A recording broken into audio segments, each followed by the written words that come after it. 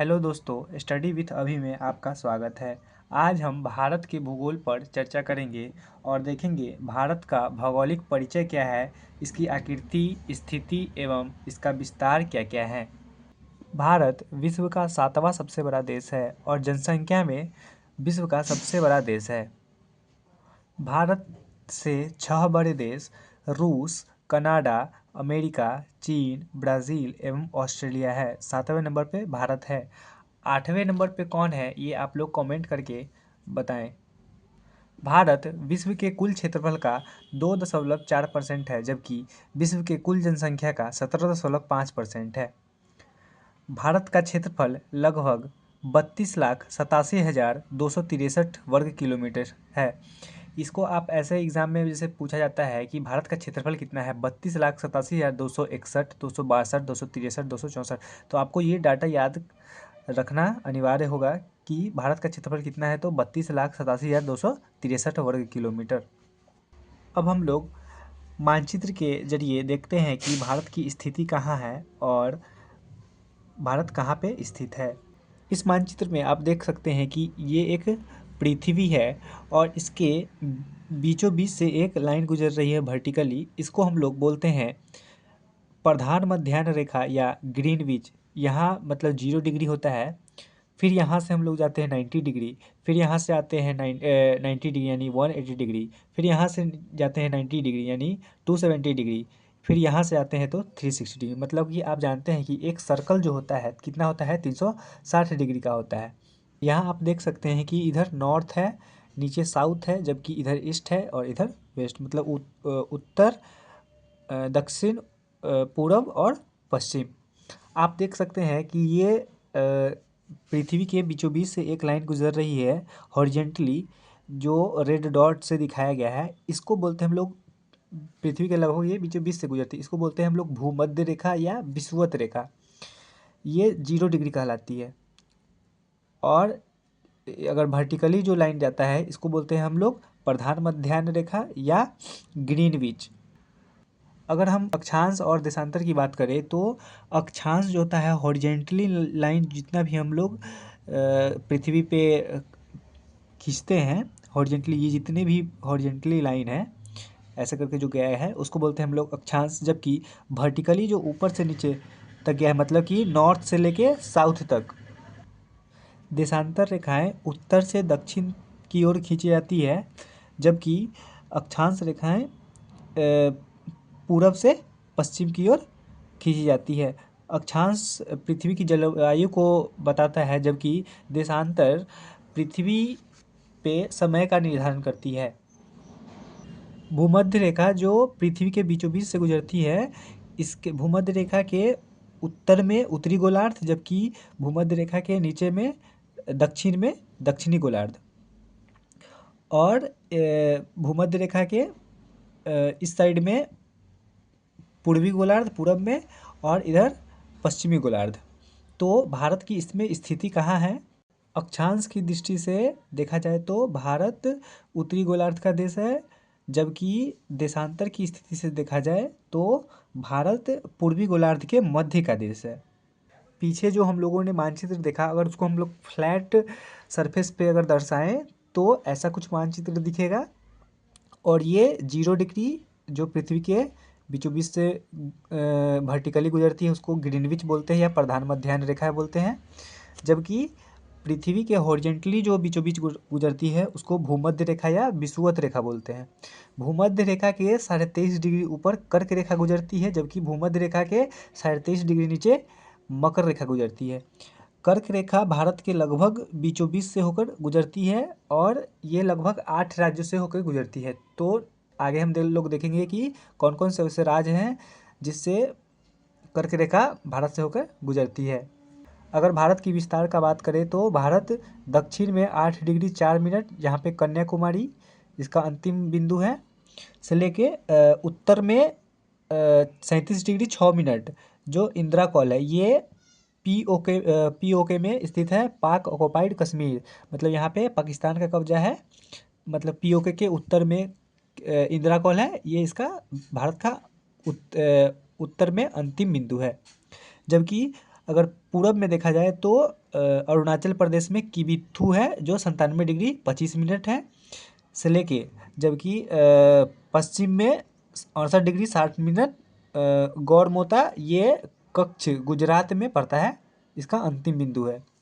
भारत की अगर लंबाई की बात करें तो पूरब से लेके पश्चिम तक की भारत की लंबाई 2933 किलोमीटर है, जबकि उत्तर से लेके दक्षिण तक की लंबाई 3214 किलोमीटर है। ये बहुत इम्पोर्टेंट प्रश्न है जो बार बार एग्जाम में पूछे जाते हैं, और इसका मतलब कि अंतिम बिंदु क्या क्या है और ये कितनी कितनी डिग्री पे स्थित है।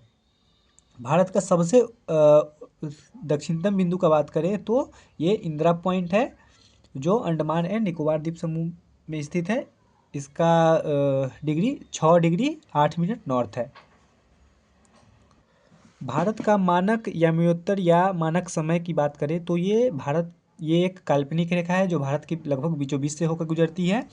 यह समय का निर्धारण करती है।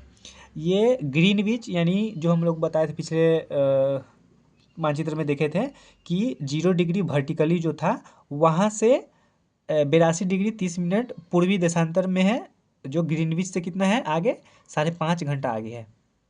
ये लाइन ये लगभग भारत के 5 राज्यों से होकर गुजरती है। कौन? तो भारत का मानक याम्योत्तर या मानक समय, यहीं से भारत का समय का निर्धारण होता है। वो कौन कौन से राज्य है जिससे भारत के मानक याम्योत्तर गुजरता है? तो उत्तर प्रदेश, मध्य प्रदेश, आंध्र प्रदेश, छत्तीसगढ़ और उड़ीसा, ये 5 राज्य आप याद कर सकते हैं जिससे भारत का ये मानक याम्योत्तर यानी भारत का मानक समय गुजरता है। और ये एक काल्पनिक रेखा है जिससे भारत का समय का निर्धारण होता है। अगर हम बात करें कि भारत के स्थल सीमा की लंबाई, स्थल मतलब कि जो समुद्र से सटा हुआ नहीं है, तो लगभग यहाँ से लेके ऐसे ये पूरा यहाँ तक है। इसकी टोटल लंबाई 15,200 किलोमीटर है, जबकि तटीय सीमा की लंबाई 7516 किलोमीटर है। मतलब तटीय मतलब जो समुद्र से सटा हुआ है, तो लगभग यहाँ से लेकर इधर यहाँ तक है, बंगाल की खाड़ी तक। इसकी लंबाई 7516.6 किलोमीटर, या आप इतना याद रख सकते हैं कि 7516 किलोमीटर इसकी लंबाई है। किसकी? तो भारत की तटीय सीमा की लंबाई, जबकि स्थलीय सीमा की लंबाई है 15,200 किलोमीटर। और भारत के मुख्य भूमि के तटीय सीमा की लंबाई 6100 किलोमीटर। ये आप डेटा याद रख सकते हैं, ये एग्जाम में बार बार क्वेश्चन पूछे जाते हैं कि भारत का तटीय सीमा की लंबाई कितनी है, भारत के स्थलीय सीमा की लंबाई कितनी है, भारत के भूभाग के तटीय सीमा की लंबाई कितनी है, तो आप ये याद रख सकते हैं। हम लोगों ने मानचित्र में अभी देखा था कि उत्तर में और दक्षिण में क्या है, फिर पूरब पश्चिम का इसका डिस्टेंस कितना है, मतलब उत्तर से दक्षिण 3214 किलोमीटर, जबकि पूरब से पश्चिम 2933 किलोमीटर। सबसे दक्षिणतम बिंदु की बात करें तो हम अंडमान निकोबार था, इंदिरा पॉइंट, जबकि उत्तरतम बिंदु का बात करें तो हम इंदिरा कॉल था। पूर्वी बिंदु जो कि बिथू अरुणाचल प्रदेश में था, जबकि पश्चिमी बिंदु गौरमोता जो कच्छ यानी गुजरात में था। दक्षिणतम बिंदु सबसे कौन है? तो कन्याकुमारी 8 डिग्री 4 मिनट साउथ। अब हम बात करते हैं भारत के पड़ोसी देश कौन कौन से हैं और उससे सटे हुए उनकी सीमा की लंबाई कितनी है। तो हम लोग बांग्लादेश, चीन, पाकिस्तान, नेपाल, म्यांमार, भूटान और अफगानिस्तान, ये भारत के पड़ोसी देश हैं। मतलब भारत का कुल पड़ोसी देश 7 है। अब हम देखते हैं कि भारत की सीमा किस देश के साथ सबसे लंबी लगती है और सबसे कम सीमा किस देश के साथ लगती है, तो वो देखते हैं। भारत का सबसे लंबा सीमा बांग्लादेश के साथ लगता है 4096 किलोमीटर। उसके बाद चीन से लगता है, फिर पाकिस्तान, फिर नेपाल, म्यांमार, भूटान और सबसे अंत में सबसे छोटा सीमा लगता है अफ़गानिस्तान, जो अभी पाक ऑक्युपाइड कश्मीर से थोड़ा सा सटा हुआ है, जो अभी पाकिस्तान का कब्जा में है। उससे भारत का लगभग सीमा लगता है 106 किलोमीटर का। तो आप सबसे बड़ा या 3 तक याद रख सकते हैं टॉप 3, और आप सबसे छोटा याद रख सकते हैं अफगानिस्तान है। अब हम बात करते हैं भारत के पड़ोसी देशों की सीमाएं पर अवस्थित भारतीय राज्य कौन कौन से हैं, यानी भारत के कौन ऐसे राज्य हैं जो पड़ोसी देश से सटे हुए हैं। तो सबसे पहले चीन का हम देखते हैं। ये 5 इसमें राज्य सटा हुआ है। कौन कौन? तो लद्दाख हो गया, हिमाचल प्रदेश, उत्तराखंड, सिक्किम एवं अरुणाचल प्रदेश। इसको हम लोग सबसे अच्छा कि मैप के सहायता से देखते हैं कि और इसकी कौन कौन से राज्य हैं सटे हुए, इससे ज़्यादा अच्छे से समझ में आएगा। अगर चीन की बात करें तो इसमें कौन कौन से राज्य सटे हुए हैं? तो लद्दाख, हिमाचल प्रदेश, उत्तराखंड, इधर अरुणाचल प्रदेश और यहाँ पे सिक्किम। ये सिक्किम रहा। 5 राज्य जो चीन से सटे हुए हैं। नेपाल से देखते हैं उत्तराखंड, उत्तर प्रदेश, बिहार, सिक्किम और पश्चिम बंगाल। ये भी 5 राज्य नेपाल से। अगर बांग्लादेश की बात करें तो पश्चिम बंगाल, मेघालय, असम, त्रिपुरा एवं मिजोरम। ये बांग्लादेश से भी 5 राज्य सटे हुए हैं।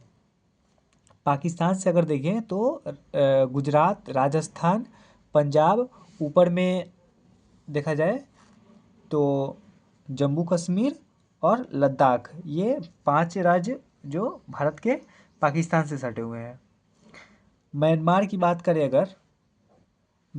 बात करें तो अरुणाचल प्रदेश, नागालैंड, मणिपुर एवं मिजोरम 4 राज्य भारत के म्यांमार से सटे हुए हैं। भूटान की बात करें तो इससे भी 4 राज्य सिक्किम, पश्चिम बंगाल, असम और अरुणाचल प्रदेश जो भूटान से सटे हुए हैं। और अंतिम में अफ़गानिस्तान जो 106 किलोमीटर लद्दाख से सटा हुआ है। अगर पूछा जाए कि सबसे कौन ऐसा राज्य है, मतलब कौन ऐसा देश है जिससे भारत का सीमा सबसे कम लगता है, तो अफ़गानिस्तान जिसका 106 किलोमीटर लगता है लद्दाख में। कर्क रेखा की बात करें तो कर्क रेखा भारत के लगभग मध्य से गुजरती है, बीच से। और ये किन किन राज्यों से गुजरती है? तो ये 8 राज्यों से होकर गुजरती है। यहाँ से लगभग ऐसे गुजरती है। गुजरात, राजस्थान का एकदम थोड़ा सा भाग सटा हुआ है, और मध्य प्रदेश, छत्तीसगढ़, झारखंड, पश्चिम बंगाल, त्रिपुरा एवं मिजोरम। अगर पूछा जाए कि कर्क रेखा कौन से मतलब कि सबसे ज़्यादा किस राज्य में से सटी हुई है, तो मध्य प्रदेश, और सबसे कम तो राजस्थान में से हल्का सा लगा हुआ है, जबकि सबसे ज़्यादा मध्य प्रदेश में है। तो भारत का 8 राज्य कर्क रेखा से सटा हुआ है। कौन कौन? तो गुजरात, राजस्थान, मध्य प्रदेश, छत्तीसगढ़, झारखंड, पश्चिम बंगाल, त्रिपुरा एवं मिजोरम। अगर सबसे लंबी तटरेखा वाला राज्य की बात करें तो तटरेखा का होने का मतलब जो समुद्र से सबसे ज़्यादा सटा हुआ है। तो कौन सा ऐसा राज्य है जो समुद्र से सबसे ज़्यादा सटा हुआ है? तो गुजरात पहले नंबर पे है, फिर महाराष्ट्र, उसके बाद आंध्र प्रदेश आता है, फिर उसके बाद कर्नाटका आता है, फिर सबसे छोटा है गोवा। मतलब कि सबसे बड़ा गुजरात, तो सबसे छोटा गोवा, जो तटरेखा वाला राज्य जो सटा हुआ है समुद्र से। अब हम लोग देखते हैं कि भारत के अंतर्राष्ट्रीय सीमा कौन कौन सी है। तो भारत और चीन के बीच मैकमोहन रेखा है, जो 27 अप्रैल 1914 को निर्धारित हुआ था। भारत और पाकिस्तान के बीच रेड क्लिफ लाइन है। भारत और नेपाल को काली नदी अलग करती है, जबकि भारत और म्यांमार को पटकाई की पहाड़ियाँ अलग करती है। भारत एवं श्रीलंका को पाक जल संधि या मन्नार की खाड़ी अलग करती है। ये आप इम्पॉर्टेंट है, ये आप याद रख सकते हैं कि भारत और श्रीलंका के बीच पाक जल संधि एवं मन्नार की खाड़ी अलग करती है। ये बार बार एग्जाम में पूछा जाता है। देखते हैं 3 महत्वपूर्ण चैनल्स के बारे में। ये तीनों चैनल एग्ज़ाम के लिहाज से बहुत इम्पोर्टेंट है। हम बात कर रहे हैं 8 degree channel, 9 degree channel and 10 degree channel का। 8 डिग्री चैनल जो मिनिकॉय को मालदीव से अलग करती है, जबकि 9 डिग्री चैनल मिनिकॉय को लक्षद्वीप से अलग करती है, जबकि 10 डिग्री चैनल अंडमान को निकोबार द्वीप समूह से अलग करती है। तो ये तीनों आप याद रख सकते हैं, जो एग्ज़ाम में बहुत इम्पोर्टेंट है और बार बार यहीं से क्वेश्चन पूछे जाते हैं। इस वीडियो में हम लोगों ने देखा भारत का भौगोलिक परिचय क्या था। नेक्स्ट वीडियो में हम लोग देखेंगे भारत का भौतिक स्वरूप क्या क्या है और उसके बारे में जानेंगे अच्छे से। तब तक के लिए इतना ही रहने देते हैं। अगर वीडियो अच्छा लगा हो तो वीडियो को लाइक करें, चैनल को सब्सक्राइब करें एंड शेयर करें। मिलते हैं नेक्स्ट वीडियो में। धन्यवाद।